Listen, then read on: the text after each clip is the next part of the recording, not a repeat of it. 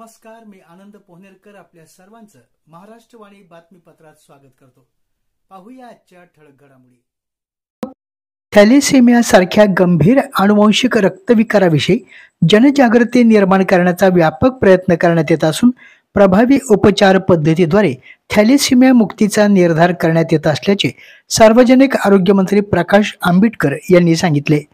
8 मे आंतरराष्ट्रीय थॅलेसेमिया दिनानिमित्त सार्वजनिक आरोग्य आणि कुटुंब कल्याण विभागामार्फत एक पाऊल थॅलेसेमिया मुक्तीकडे या महत्त्वाकांक्षी अभियानाचा शुभारंभ आरोग्यमंत्री प्रकाश आंबेडकर आणि राज्यमंत्री श्रीमती मेघना साकोरे बोर्डीकर यांच्या हस्ते झाला.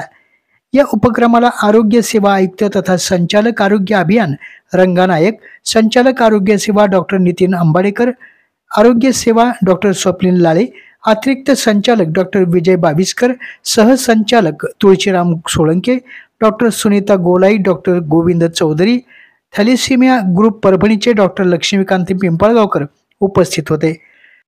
यावेळी बोलताना सार्वजनिक आरोग्य मंत्री प्रकाश आंबेडकर म्हणाले, थॅलेसेमिया रुग्णांच्या जीवनमानात सकारात्मक बदल घडविण्यासाठी आणि त्यांच्या संपूर्ण पुनर्वसनासाठी शासन विविध पातळ्यांवर प्रयत्नशील आहे. यामध्ये नियमित रक्त संक्रमण, बोन मॅरो ट्रान्सप्लांट सारख्या उपचार पद्धती उपलब्ध करून दिल्या जात आहेत.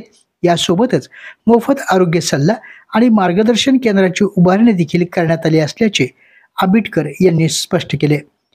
शासनाचा हा उपक्रम केवळ एक कार्यक्रम न राहता तो समाजात सकारात्मक परिवर्तन घडविणारा एक मोठा पाऊल ठरेल असा विश्वास सार्वजनिक आरोग्य राज्यमंत्री मेघना बोर्डीकर यांनी व्यक्त केला. जनतेचा सक्रिय सहभागाशिवाय ही लढाई जिंकता येणार नाही हे स्पष्ट करत सर्व नागरिकांना या अभियानात सहभागी होण्याचं आवाहन त्यांनी केलं. सार्वजनिक आरोग्य राज्यमंत्री बोर्डीकर यांनी थॅलेसेमिया आजारावरील उपचार पद्धती आता प्रगत झाली असून या संदर्भात अधिक जनजागृती करण्यात यावी असं स्पष्ट केलं. या उपक्रमाअंतर्गत थॅलेसेमिया टाळण्यासाठी विवाहपूर्व चाचण्यांचं महत्त्व अधोरेखित करण्यात आलं.